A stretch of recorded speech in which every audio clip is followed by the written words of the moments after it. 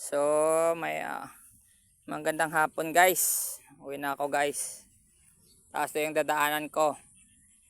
Tapos ito naman yung kuha ko, mga 2 kilo. Mga malaki rin na tilapia, good size. Ito lang gamit ko, stick lang.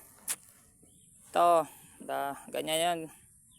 Yung pinaano namin guys. Daon ng kangkong yung pinapain namin yan. Maraming daon ng kangkong.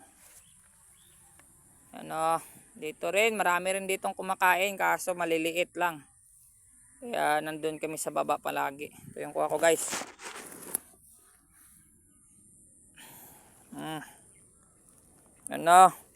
Sarap nito prito. Fresh na fresh pa, buhay na buhay pa. Ito na guys. Katakot na tulay ito. Pag nahulog yung cellphone mo, goodbye. Yan o. Grabe. Tsaka madulas. Yun lang. Salamat.